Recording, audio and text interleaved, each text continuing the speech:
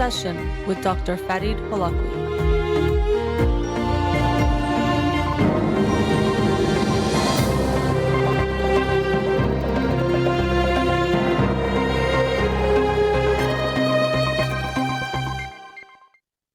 Good evening. Welcome to In Session. I'm your host, Dr. Farid Holakouee. I'll be with you for the next hour here on Radio Hamra. Today's February 2nd. Yesterday, on February 1st, here in Los Angeles, there was a protest in Westwood and Pershing Square. I think I heard something like 130,000 people were there. But this thing's obviously hard to estimate, but a very nice and large turnout. And all over the world, there was protests in support of the people of Iran. And we saw big turnouts there as well. So happy to see that. Happy to see we are continuing to do our part, however small it might be, however small in comparison to what the people of Iran are doing. But we must do what we can and everything that we can. And going to protests, although it might seem like it's insignificant, but these things do matter. They impact media coverage, which is important in these types of issues. It can send a message to the people of Iran that we are with them and we are supporting them. So don't underestimate the small actions that you can do. And again, sometimes it's all we can do, so we have to do it, because not acting or not helping is not a choice or one you should accept. I was very happy that yesterday I got to go with my wife Pega and my son Kian too to the protests. And it wasn't an easy decision, I would say, to take him. I wasn't sure. I've been to, I think, 3 of them. One time I didn't go in these last 4 weeks or so. But and the first 2 I went by myself. And the first one here in LA, there was this incident with the U-Haul truck. I won't get into that, but it even further reinforced, at least at that moment, this thought of, okay, I'm glad I didn't bring Kian here, because who knows about safety and all of that. But my wife also pushed forward and said, she wants to come and wants Kian to come too, and we should do it, and let's make it happen this time. And I'm glad that we did. I even got some questions. I posted on my story a picture of the 3 of us at the protest, and I got a few questions about, do you think it's okay for kids to go to the protest? Or I wasn't sure, and now I'm seeing your picture. It makes me question my own decision of what to do. So maybe I'll talk a bit about that, just some thoughts. I've talked before in previous weeks recently about talking to your kids about what is happening in Iran, and that I think we have to be aware of making it age appropriate, how we talk about any issue, of course, but especially ones that are so sensitive and can include things related to, death or horrible things or bad things happening in the world.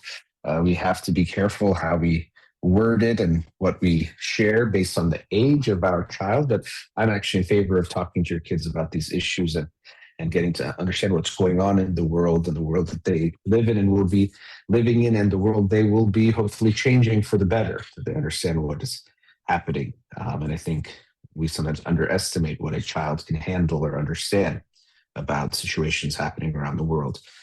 But about going to the protests, even taking him yesterday, I wouldn't say, okay, now I'm convinced everyone should take their kids there. Of course, to begin with, things can happen anywhere, but things can definitely be more likely to happen at big public events, and especially big political events. So that I understand that risk or that fear that can come up. But on top of this kind of bigger risk of, some, let's say, attack or some kind of, fighting or tension, police interactions that get aggressive or violent, which do happen at protests. There's that aspect of it. So I understand concerns there for sure. And, when you have a young child or a baby, you even feel more worried about something happening to them, period, but also them being more vulnerable or smaller or weaker, that, something can happen to them more than it might to an adult. So I get those concerns. And then there's also just the aspect of them being in that type of a setting. And so even for Kian, he's a pretty social kid. He likes seeing people, or, like most kids, likes to see things and look around. So he liked that. There was 1 or 2 times where music started and we were close to some of the speakers or behind the speakers, and the sound was a little bit just really not pleasant and loud, and he started to cry a bit. But And I kind of tried to take him away as far as I could from the sound and the crowd, just to have him calm down. And he eventually did. And other than that, he was okay, thankfully. So it was tough, although just he was very tired when we got home.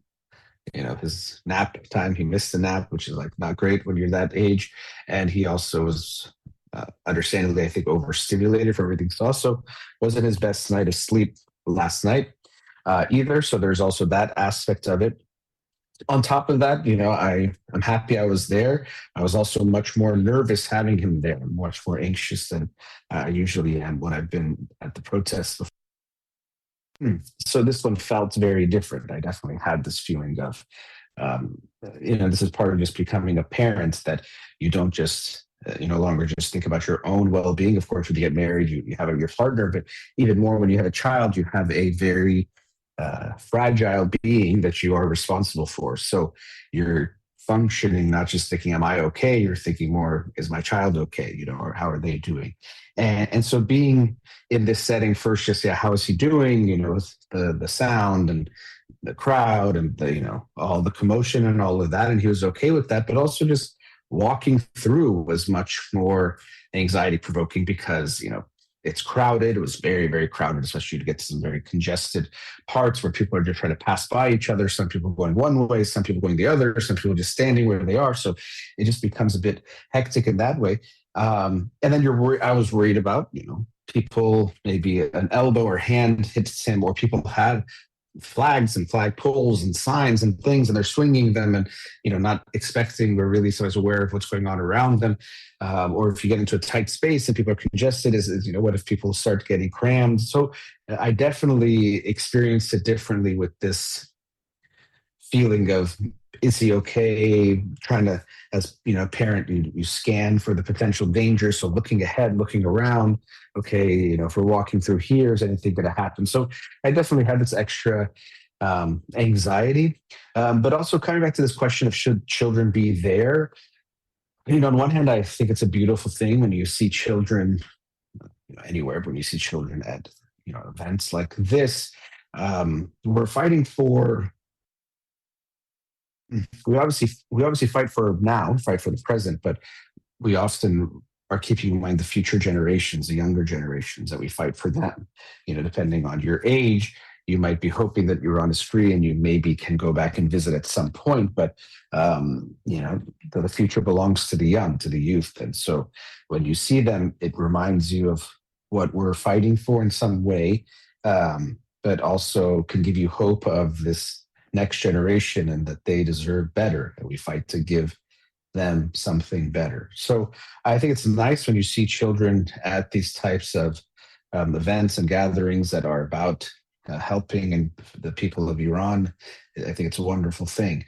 And for them also to experience it, again, depending on their age, how much they understand. Kian had no idea what was going on. He just thought we were in a place with a lot happening. But based on their age, they might know more. It'd be a great time to teach them about why we do things like this, why we step up and use our voice to support people who are suffering or being hurt or hurting in some way. I think that could be really, really good. And Kian being so young in some ways made it harder, being a baby, the things that could come with that, but also made it easier that I knew he wasn't understanding it. And so that's another aspect. As your children are older, depends on the age. What are they going to understand? What are they going to take from it? The chanting can be very intense, and what they're chanting can be very intense. Sometimes there's, imagery. People, I saw some people with bloodied hands, like fake blood, but, or their shirts or certain things that show, bring attention to the suffering, the killing, and the injured in this cause. One thing I'll say, I really liked that they had pictures of.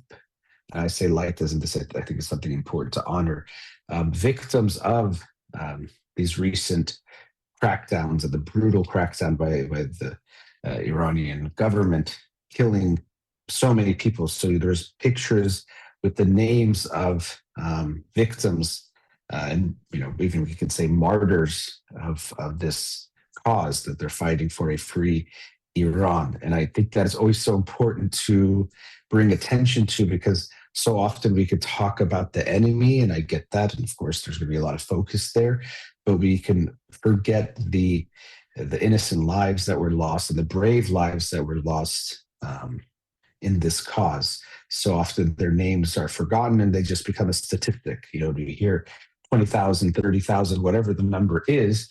I think it is so important to remember that is a tragedy because of the number, and a tragedy because each one of those in that number are a human being who didn't deserve to die, who had a future ahead of them, who had family, who was mourning painfully the loss of their son, daughter, husband, wife, whoever it might be. So I thought that was a very nice and important kind of symbol, not really symbol, but even really a real thing to show that we make sure we don't forget those who have been killed in all of this.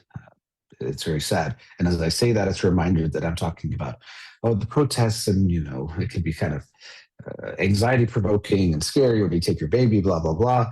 But I always try to remember the perspective of how, comparing that to what the people in Iran are doing and how brave they are. They're not the same thing. When we protested, they're protesting. We can't even call them both the same thing, like protesting. It's a very different thing. We are just going out to put our voice out there. They are literally risking their lives and fighting against. They're fighting directly. We're kind of cheering for the team. They're the ones that are actually fighting, for victory here. So we'll cheer at the top of our lungs, and we won't stop cheering them on and supporting them in whatever ways we can. But what they're doing is, incomparable to anything we're looking at here. So I should say that as I'm talking about this is, people outside of Iran considering going to the protests with their children. I'm sharing some of my experience. We always want to keep in mind the incredible bravery and the sacrifices of the individuals in Iran and what they're doing. So as I was saying, though, if you take your children, being aware, and here I'll say something I was going to say at the beginning, there's no one size fits all, single type of approach. So it's not every child should go or no children should go. It's really something that each parent has to look at it case by case. Even you might have multiple children, and because of their ages or their personalities or different things, maybe one of them you feel comfortable taking and one of them you don't, or one of them wants to go, one of them doesn't want to go. There's all these different things. So I don't want anyone to think there's some single answer out there that it's either a yes or a no. I know that's easier. People look for those black and white answers because they take away all the thinking and contemplating and makes it a lot easier for us. But to me, it's not realistic and reasonable to think that way. Even myself, I wasn't sure I would take Keon to any of them. I wanted to. I thought that'd be a beautiful thing to experience with him and get some pictures with him. Keon was named after Keon Pirfalak, who was killed in the 2022 movement and uprisings after the killing of Mahsa Amini. And so we named Keon after Keon Pirfalak, who was just a child, 9 years old when he was killed. And so there is important meaning and symbolic representation in his name itself. And even when I have him there, and he's almost 9 months old now, I'm sure many of you have seen pictures and videos of 2-year-olds, 3-year-olds who have been killed in these protests in Iran. Just so painful. It's just so devastating. It's just hard to even believe what you're seeing. And I've seen several of those, and I'm sure there's many we don't know the pictures or the names of or haven't seen who have been killed. And so that's, just a reminder of how horrible this regime has been to the people there, really doing anything they can to stay in power. And when they get desperate, they get even more brutal because they're trying to instill more fear to try to hold on to their power for even longer. But we are really hoping that their days are numbered. And since I mentioned that Keon was named after Keon Pirfalak, I'll say again that me and him share this very heartbreaking and painful, but also meaningful connection in our names, that we were both named after individuals killed by this brutal regime. I was named after Badiola Farid. His last name was Farid, who was killed in 1981, June of 1981. And Keon was named after Keon Pirfalak, who was killed in, I forget if it was October or November of 2022. And we shared this connection that is, for me, very meaningful, again, very painful. And I have this hope that I was named after someone who was killed at the beginning of this brutal regime's reign of terror and horror, and that Kian, my son, was named after someone who was killed at the end of this regime, because we will have a revolution there and they will no longer be in power. And that will be the end of that. We won't have to have any more people named after martyrs of this brutal regime, because they will no longer exist. They will no longer be hurting and killing Iranian people. I'm hoping for that day. And so I'll say this as I'm wrapping up the segment. That is why it's meaningful for me to be there with my wife and my son, and also my father. Parham was also there. My father was also there, to be there, part of that, it's our small way of being part of this, and showing our support. So, to everyone who made it out, and I understand people have their reasons for not going too, so I'm not here to judge anyone for not going, but for anyone who can go, I will encourage you to do that, because it might not seem like a lot, but it does make a difference if 1,000 people show up or 100,000 people show up. And let's all do our small part and continue to do whatever that may be to support the people of Iran. Let's go to a commercial break. We'll be right back.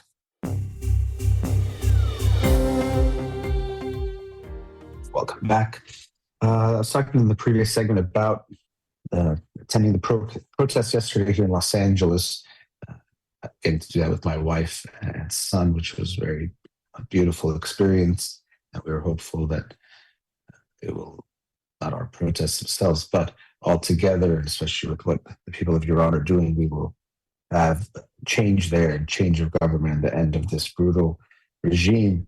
And I've seen, I talked a lot about the disunity that at times exists, and the unity in both the unity and disunity that exists in the Iranian community, especially we're talking about outside of Iran, about what is going on in Iran, or what should happen in Iran. And I think these are obviously complicated issues, and that's actually how I think we need to approach them, is that they're complicated and they're not simple. They're not black and white types of issues. And I think, unfortunately, our tendencies to want simplicity and want things to be black and white can make us have a hard time staying unified. That if everything someone stands for is not what I believe, then I'm against them. And if everything, let's say, a protest stands for I don't totally agree with, or a movement stands for I don't agree with, then I'm not going to be in support of it. And so, when I'm at the protests, there's some things that are being chanted that I really like, most of them.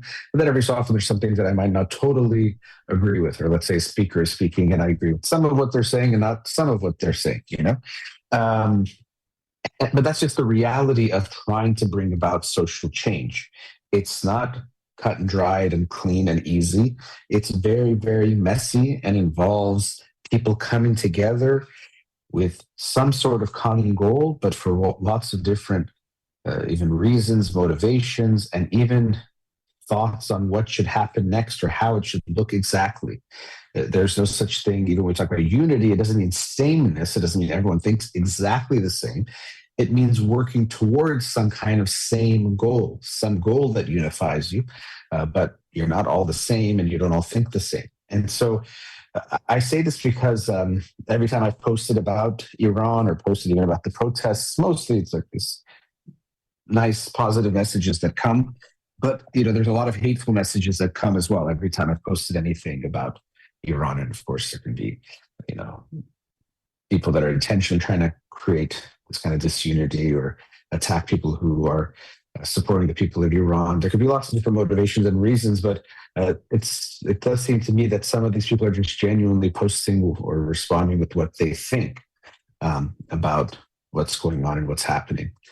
And is there a guarantee of what comes, or how good what comes after this regime is gone will be, the best or much better, or how much better it will be? You can't know for sure. I do think it's hard to think it could be worse Again, I understand, we can stretch our imagination, but really it's hard to think of it being worse than this, which I think is a lot. That if you are in a position where things are horrible and it can't be worse, then change is something to welcome and to fight for and to bring about. And it can be much, much better.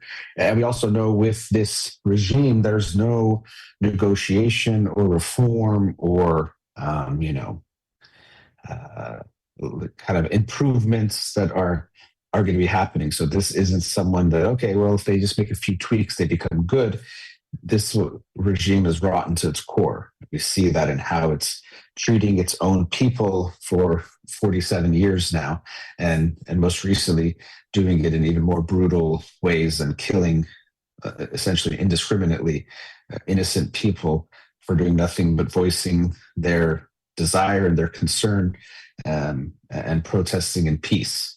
This is not a government of the people or for the people in any kind of way. It's a government for itself and trying to promote itself and keep itself alive and keep its members alive. And that's it. That's what we're seeing, which is why killing its own people has no, their only worry is that it could lead to them losing their power, not about who they're killing and what's happening to them. So this government needs to go. And I think that's very clear. And so what I think could be frustrating is that people say, well, I don't agree with what's being said to be coming next or what's being, how it's coming about. I get that too. I'm not saying I have an understanding or I want to have an understanding for where people are coming from. And I thought some of those things myself at different times. Not that I was okay with the regime continuing, but that I wasn't always okay with what people were saying they wanted after the fact or how the revolution was supposed to go. But as I was saying, when you have a common goal, and it's a big one, something big like this, where you're saying you want to change a complete system of government or people who are in power or this whole regime that's been in power for close to 50 years, you have to know that who you'll be joining forces with will not be copies of you, and thousands and thousands or millions of copies of you. It's going to be lots of different types of people who you might disagree with on a lot of things. And that's just the only way that big things can happen. People coming together that don't agree on a lot of things, but agree on at least one big thing. And together they make a really big change happen. So I hope that might encourage some people and also encourage people when they're having conversations. I think that to attack the people that are even causing disunity, attacking doesn't bring about unity, kind of like how war doesn't bring about peace. If you go and try to attack people, I'm not saying you can even call them out or talk about them, but especially even better, talk to them. We need to get everyone together. So I think unfortunately on social media, a lot of good happens, a lot of bad happens too. And a lot of people are saying what they're saying less for common goals, but more about kind of getting likes and, what becomes popular, or thinking, well, I'm saying something pro-Iran and it got a lot of likes, so that's a good thing because more people are seeing it. And yeah, to an extent that's true, but it depends on what you're saying and what that promotes. So I do think we have to be aware that even if we're calling out people that you disagree with, calling out people who are even causing the disunity, if you see it as that, you can directly say what you're seeing and talk about it. But now, there's some people that might be bad actors, let's say acting on behalf of the regime deliberately or being paid or, part of the regime in some way. I understand that. We have to find those people and all that. That makes sense. But there's a lot of people that maybe would join the movement, but they might have their issues with it. And I think we want to include those people. We can't wait for people to join. We have to go forward, but you don't want to ignore or worse, push away people that maybe would join the fight, because I think there's a lot of people that might feel that way. So as I said, if I go to a protest, it doesn't mean I believe and support everything that people say or stand for at that protest, because it's complicated. Even the way I think of it, I'm trying to think to make sure I word this correctly. I don't support a revolution because I want Reza Pahlavi in power. So it's not that I'm like, I think we need him so bad because I want him there. So I don't support a revolution to have him in power. I support Reza Pahlavi so there could be a revolution. because I think that's the most likely way that that can happen. And so there's some people that support him, like, wholeheartedly and always wanted him to be in power from the time of the Revolution 79. And there's a whole range of what people feel about that. But for me, it's very clear that it's not that, I think there should be a revolution because he needs to be in power. I think he can be the transitional figure of power so that a revolution might happen, if that's the most likely way for it to happen. So I get a lot of messages about that side of things, about, supporting monarchy or supporting him rather than supporting Iran.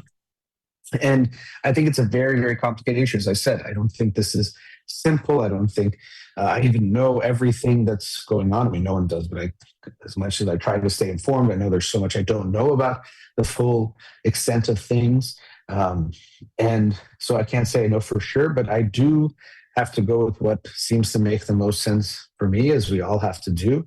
And I do think that I take him at his word that he does not want a monarchy. He believes in a secular democracy, and he sees himself not as some, ultimate ruler, but as someone who could be a transitional figure as Iran tries to find its way back to democracy and back to really its true culture and heritage, which is much more beautiful and strong than what we're currently seeing. So it's tough because we're seeing people fight with each other that I think ultimately would want the same thing. And, you can't wait for the perfect revolution. I know you don't want to be hasty, and even maybe people will say, look what happened with the last revolution. Many were upset with the Shah, and so they fought for this revolution, and look what happened. It ruined Iran. And so we can't just assume that any revolution is a step forward. It's revolution, not evolution. It could be a devolution or, going the wrong direction rather than a good one. I understand that. But I do think what we're looking at now with what's happening in Iran, that most people, I don't know if they would think really it's going to be worse than this. I haven't heard people make a strong argument about that or say that a lot. And so if there's a sense of I'm waiting for that perfect revolution to come, and really resolution, but revolution to come, so I'm going to support that one, you might be waiting a long time, and worse than that, thousands and thousands of lives might die in the meantime.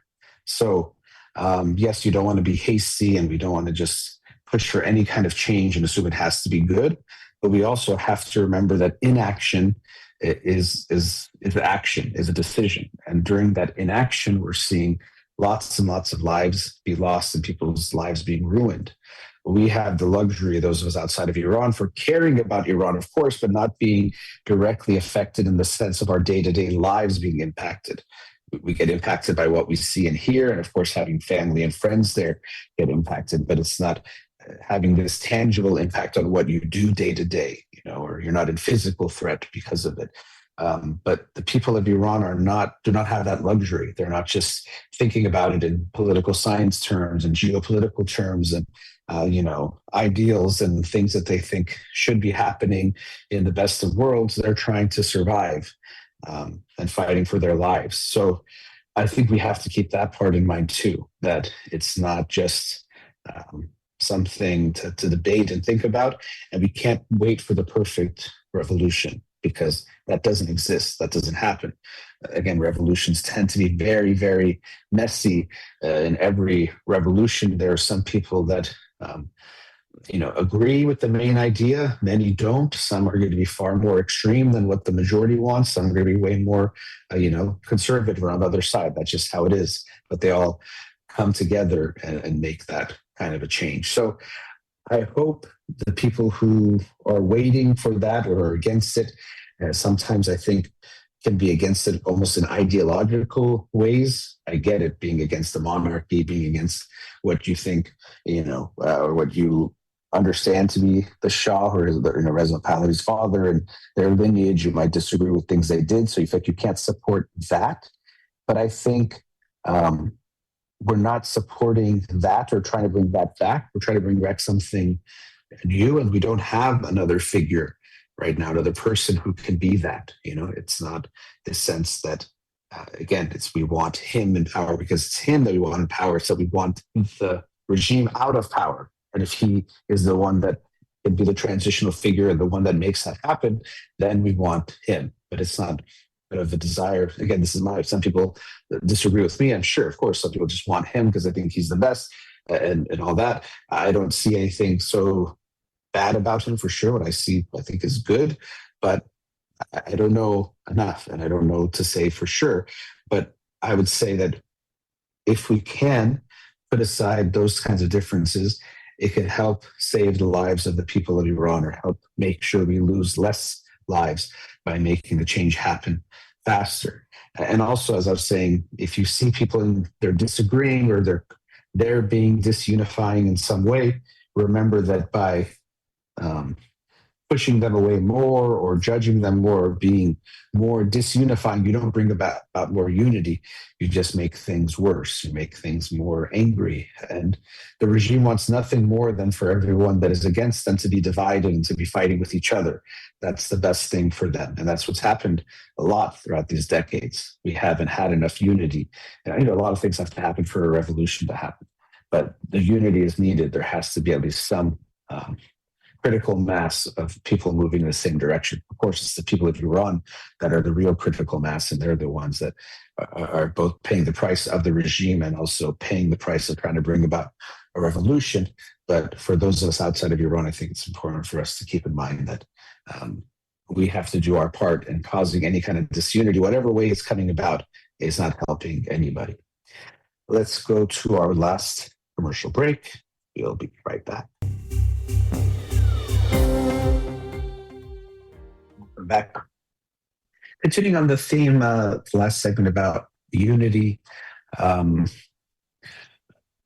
of the causes of the disunity, as I was mentioning, is like waiting for a perfect revolution or expecting that a movement will be completely aligned with everything you think, or nothing about it will deviate from what you believe or think to be the truth, the reality, and also the future of it.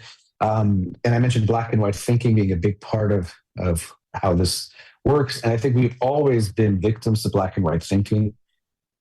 Psychologically, it's a much easier way to deal with the world when we see things in black and white. This person is all good, this one is all bad. This person's my enemy, this person's my friend. I'm perfectly my enemy and perfectly my friend. Good guy, bad guy. Whatever it is, this way of doing things is always right. Like I was saying, never take your kids to a protest, or always take your kids to a protest, for example. Like, people might want that kind of an answer and it makes things easier, but it's not reflecting the reality of the world, which is almost always various shades of gray. Things are much more complicated than that. And black and white thinking has been amplified by social media. Social media, it creates new problems in a way, but really what it does is it's amplifying human tendencies and frailties. It's not supercharging them, but they're things that already exist. So what we see is that black and white thinking is much more popular on social media than is nuanced thinking or gray area thinking, or seeing things in gray. So unfortunately, what gets amplified are these voices that are saying things are very black and white and simple. And people are drawn to that because it makes them feel more comfortable. It's easier. It confirms what they want to be true, or it completely disagrees what they want to be true. And they can attack someone clearly, but either way, it creates more engagement. But people that represent things in nuance, or try to say how there's various sides to an issue, or it's complicated, those things don't get too much attention. And that's really the way I tend to talk about things, is to focus on the nuance and the complexity of it, because I think that's the reality of it. And so even if it's not as popular to talk in that way, I just can't talk in a way that isn't true to me. So that's how I say things. But people are looking for black and white thinking because of its comfort, how clean it is. It makes them feel good. It makes them feel righteous. If I'm the good guy and you're the bad guy, that also feels good. So we see a lot of that in our political discourse, that I'm good and smart and all those things, and so is my team. And the people that disagree are stupid and evil and immoral and all these horrible things. It makes life a lot easier to think in that way. But the problem is it's not the truth or reality, and then it also leaves us more and more isolated from one another. And so the reason this relates to what's happening in Iran is that what we're seeing is people making decisions at times of who to support, or if they should support the people of Iran, or how they feel about it, just based on other issues that they've already put into the black and white of good or bad. So, for example, if they're pro-Israel or anti-Israel, that might impact if they support Iranians, or if they support regime change, or if they support the regime, because they've already made their decision there that a group is all good or all bad. And because of that, anything related to that, if they support it, I'm against it if you think they're bad, and vice versa. So we even see people that support authoritarianism if it's against, for example, Western imperialism. I think they call them tankies. This idea that I'm still in favor of them because they're fighting against American imperialism or Western imperialism, which is bad. It has to be an evil. So anything that's against that has to be good, which doesn't make sense, because often these types of regimes and governments are torturing their own people and doing horrific things that if you took it in isolation, these people would be very much against. But because they're saying they are against something that they are against, they must be the good guys here, which is just crazy thinking. So it's that old type of phrasing of my enemy's enemy is my friend. So if you are against my enemy, then I must like you, or you must be a good person, which isn't at all true. But that's politically what is often expected, and how people think about things. So I've seen people talk about what's happening in Iran through these lenses of, it seems like the U.S. is in favor of regime change. So then, depending on how you feel about America, its intentions and what it does, then you're like, well, then I'm against it because America does bad things, and America does do bad things. I think that's for sure. It's, all countries have, but America has definitely meddled in other countries' politics, including Iran's, for sure, many times, and had bad intentions and very selfish intentions. And even here, when I see U.S. Wanting to possibly intervene or take military action, or Trump making the comments that he makes, I don't think it's out of the goodness of their hearts, and that they genuinely are caring or worrying about the people of Iran, the citizens of Iran. I think that would be idealistic in its own way. I think they likely have their own intentions, could be related to oil, could be related to other geopolitical issues and having control of the region, could be related to supporting Israel, all sorts of things that, could also include extracting resources, things that are I wouldn't obviously like at all. I think that would be unfair and horrible. And I could see that happen, because we see this happen often when you look at countries that the U.S. has meddled with. So that can be true, that I don't think the U.S. has good intentions. I don't think the U.S., when it comes to foreign policy, takes a humanitarian stance strongly, or prioritizes humanitarian aspects. I'm not saying it never does or it ignores them completely, but it tends not to be the priority, that the most important thing is saving lives and reducing suffering being the most important thing. Usually the self-interest is there, which is true of most countries, don't get me wrong, but the US might just do it with more force than others. So that might be true. And yet I can still be in favor of even American intervention, but especially in favor of Iranian regime change taking place. So just because a group that you don't think does good things is involved, or has bad intentions and is involved, it doesn't mean you have to be against what they're wanting. And so I'm seeing a lot of this in different directions. So we see, you hear a lot of people saying, look at the American left and how they were all pro-Palestine and worried about the people being killed there, but they're not being pro-Iranian people because of these types of things, or because more specifically, Israel is supporting regime change, or Israel has been at war with Iran. So I'm against that. So I must be against, because I'm against Israel or against what they're doing in Palestine. I am against regime change, or them, because this is what they want. It's almost like, you don't want your enemy to be happy. You hate someone, you just don't want them to be happy. So you don't want something good to happen to them if that's what they want. But we're not talking about them. We're talking about the people in Iran, who are victims to all of this. The sad thing is we talk about countries like it's the whole people, but really it's the governments. Of course, the people in their will can influence things for sure. In Iran, we don't see that, where the will of the people is not at all the will of the government or what the government fights for. But even in the US, yes, they're going to pay attention. They want to win elections, so they're going to do, or at least make it seem like they're doing, or try to keep people happy and keep them supporting them. That's part of it. But still, the governments are doing, and the people in power do what benefits them, and make sure they're okay. If they start a war, they don't go physically fight it. They send their own troops or send their own, the military personnel and equipment to do the fighting, and they don't get physically endangered in any type of way. So it's all just in that way, kind of like a game for them, or just something remote that they're playing. They're playing a video game where they might have a character that shoots and kills and could be killed, but they don't actually die no matter what.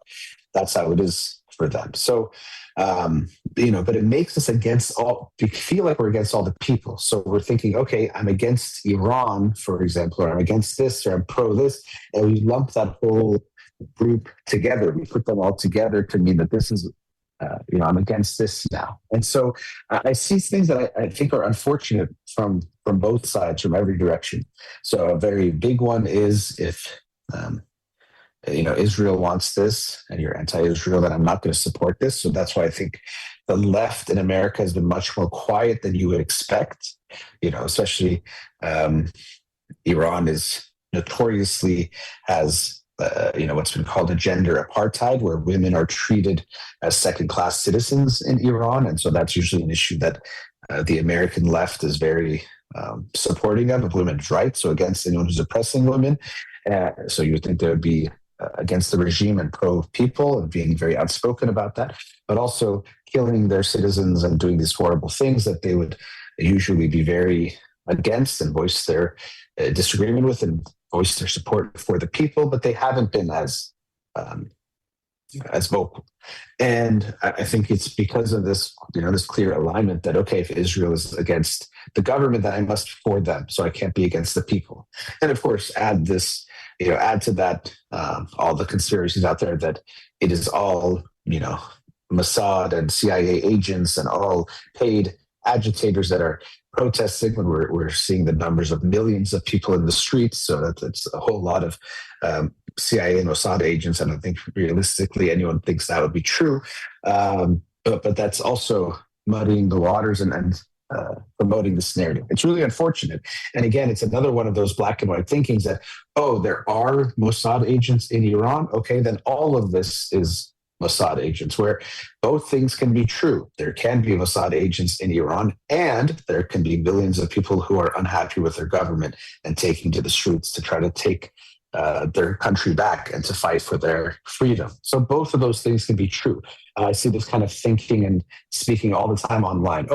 We found that one of the protesters in America was paid, so it's all fake. Where it's okay, even if there was, let's say if that's true, someone who was paid, that doesn't mean that every person was paid or every person was fake or whatever it might be. And so people look for this black and white thinking to confirm what they want to be true or the narrative that they want to push, but that's not the reality. Both things can be true, that there are people that might be paid or there's some other forces involved, but then there's genuine people who are protesting the streets. So in Iran, same thing.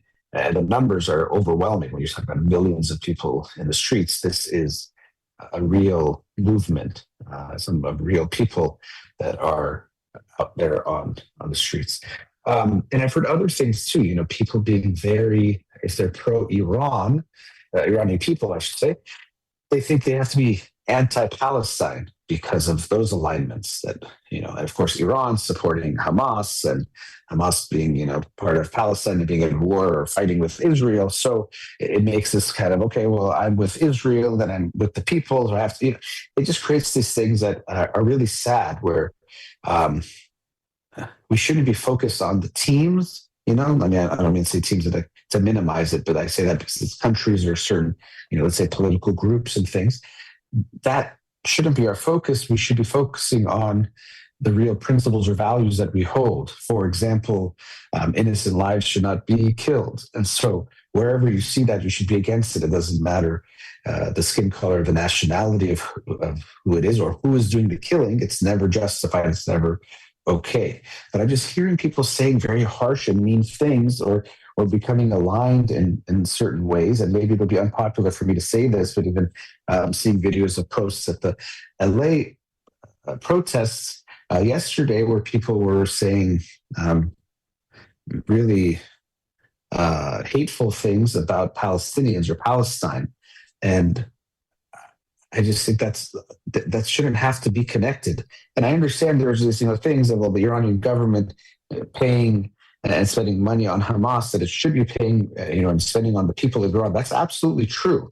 But Hamas is a terrorist organization itself. So yes, they're sending their money there, and that's not okay. But that doesn't mean that if there's people in Palestine who are innocent people and children, that they somehow their lives don't have value now, or if something happens to them, it's okay, or be against the people of that country and the innocent people because of this complicated chain of events. So I was saddened to see that, because I don't think it has to be about that at all, and I don't think they have to be related. To be anywhere you see a life being lost, you should be in support of helping those people and caring about those people, and not worried about teams and not worried about who's doing the killing. It's never justified.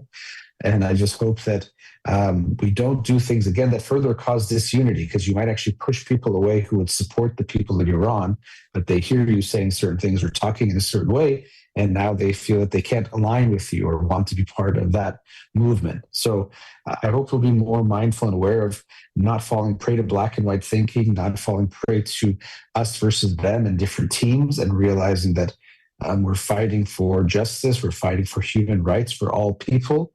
And so we want to keep those things in mind and support the people of Iran by trying to promote the most unity we can outside of Iran, so that that voice is stronger and more strongly amplifying those voices in Iran. And we're wishing for the best. That brings us to the end of tonight's show. For a while now, I've been ending the show saying Zan Zendagi Azadi, which to me is still a beautiful movement and a beautiful statement. But actually, I thought for now, I'm going to change to Free Iran as the way I will end the show. So just a kind of a different sign off. So big thank you to Farid in the studio. You've been listening to In Session with Dr. Farid Holakouee, Free Iran.